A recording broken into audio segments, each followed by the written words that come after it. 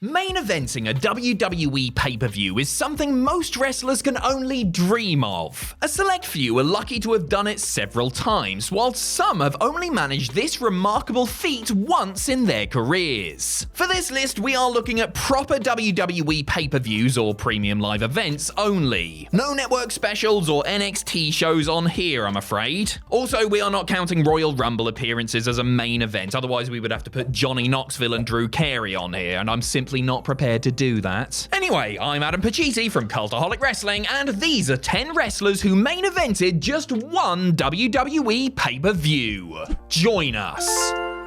Number 10, Scott Steiner.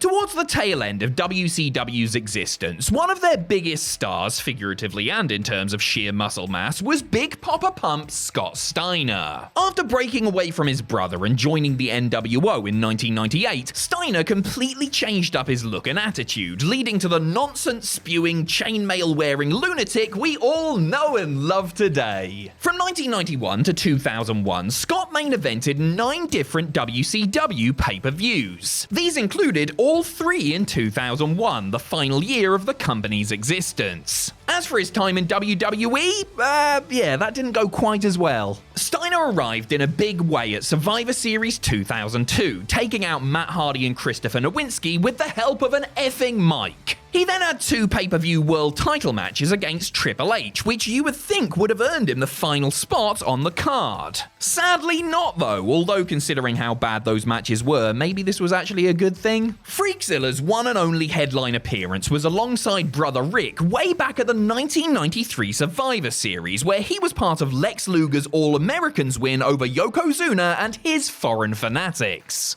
Number 9, Carlito. Had it not been for the actions of a certain rated-R superstar, then Carlito would not have made it onto this list. Mr. Caribbean Cool was part of the scheduled main event of New Year's Revolution 2006, an Elimination Chamber match for John Cena's WWE title. Alongside tag team partner Chris Masters, Carlito made it all the way to the final 3 before foolishly taking out the masterpiece. Why would you do that, Carlito? You know you're no good without him. This point was proven when Carlito got pinned by Cena moments later, costing him his shot at the big one. However, Cena didn't leave the arena with the belt either, as Edge then came down to cash in his Money in the Bank briefcase. This technically made Edge vs Cena the main event, costing our boy that honor. His one true show closer came just 2 months earlier, when he and Masters were part of Team Raw in their Survivor Series elimination match with Team SmackDown. He was also unsuccessful in that endeavor, as a clothesline from Hell from JBL eliminated the Puerto Rican and helped Randy Orton win the whole thing for the blue team. Definitely not cool. Number 8, Bayley. Rounding off our trilogy of Survivor Series appearances, we have that time NXT finally had enough of being ignored and stormed the main roster with pitchforks and torches. Possibly because most of the roster was stuck in Saudi Arabia, forces from the Black and Gold brand made their presence felt on the November 1st, 2019 episode of SmackDown. This led to a 3-way battle for brand supremacy, desperately shaking up what had become a drab and dreary Survivor Series formula. The night was home to multiple inter-brand matches, including several traditional elimination bouts. The battle that closed out the show was a 3-way between Raw Women's Champion Becky Lynch, NXT Women's Champion Shayna Baszler, and SmackDown Women's Champion Bayley. Lynch has closed out a few WWE shows, including WrestleMania 35, while Baszler has been part of 3 different pay-per-view main events in her time. As for Bayley, this is her only one. Despite being one of the most popular female performers in recent memory, the former hugger has only headlined one other WWE branded event, NXT TakeOver Respect against Sasha Banks, which we are of course not counting here. Number 7, Diamond Dallas Page and Rhino.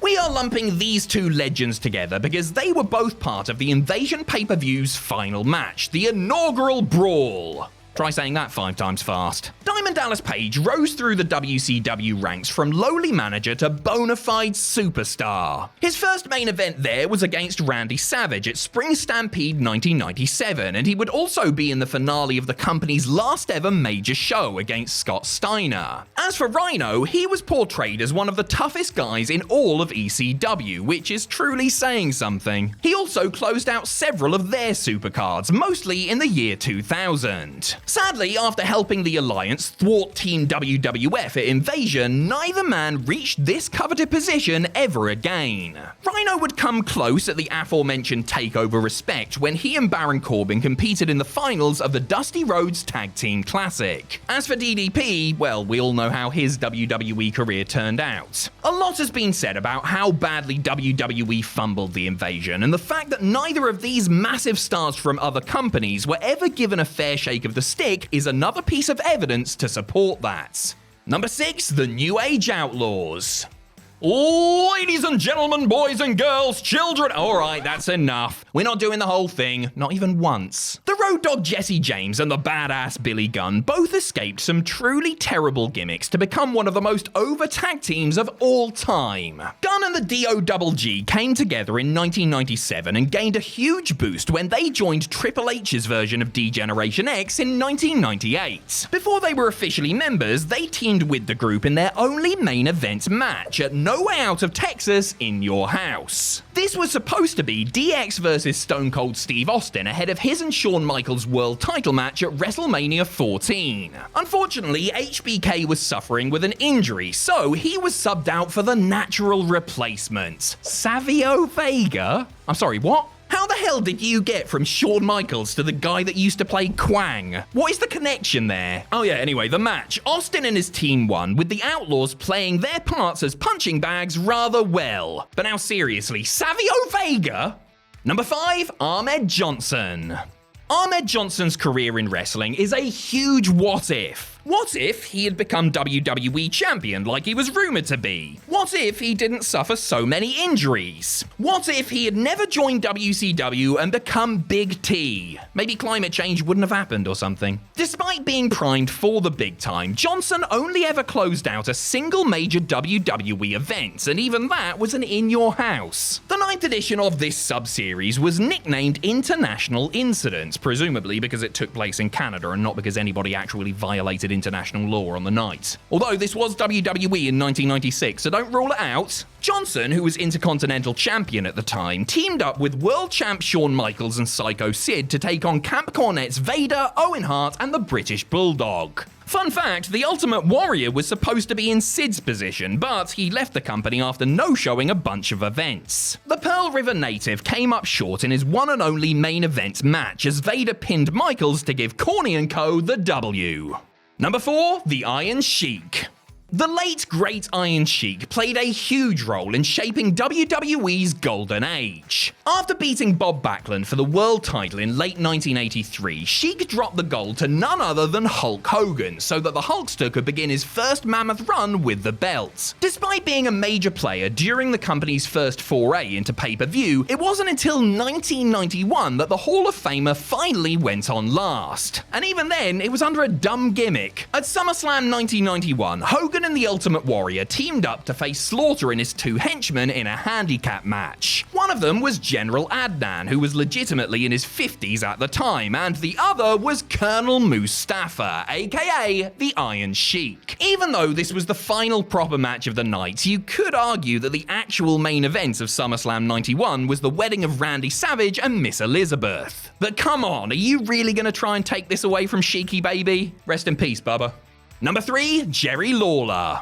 It is safe to say that Jerry Lawler has main evented a lot of shows down in Memphis. The King was treated like a demigod in his hometown, drawing huge crowds for promotions like the Continental Wrestling Association and the USWA. When WWE signed him in 1992, his best in-ring days were behind him, but that didn't mean he wasn't still a draw. Lawler's sharp tongue and quickness on the mic made him a hated heel in the promotion, both as a broadcaster and as an occasional wrestler. wrestler. He famously brawled with Bret Hart during the early days of his run, but it would be against another Canadian legend that he would have his one and only pay-per-view main event. At King of the Ring 1994, Lawler faced off against Rowdy Roddy Piper on a show that also included Diesel versus Bret Hart. Unfortunately, this turned out to be the wrong decision, as Lawler versus Piper was a steaming pile of garbage. Unfortunately, neither man was in their prime and had no real right to be main eventing this show against the alternative. That said, if they hadn't, that would have meant that Lawler had never main evented a WWE pay-per-view, which just doesn't feel right. Number 2, Sting. From Halloween Havoc 1989 to the Germany-exclusive Millennium Final event in 2000, the man called Sting main evented 32 different pay-per-views for World Championship Wrestling. As a surfer or a crow cosplay, Sting could always be relied upon to deliver a big main event performance. Then, instead of jumping to WWE like pretty much everybody else, he went to TNA and became a main eventer there too. In fact, the Stinger main evented 34 different TNA shows from 2003 to 2013. Finally, after years of ducking Vince McMahon, Sting finally showed his black and white face in WWE at Survivor Series 2014. He would go on to have just 2 pay-per-view matches for the company, both of which he lost because screw you, billionaire Ted, the war goes on forever in my mind, pal. His final ever WWE match took place at Night of Champions 2015, when he closed out proceedings in a WWE Championship match against Seth Rollins. Rollins had already fought John Cena for the United States Championship, but was still able to overcome his foe to retain the belt. He did this by buckle bombing the Icon so hard that he had to temporarily retire. Goddamn, Sting's WWE career was rough. Number 1, Ric Flair.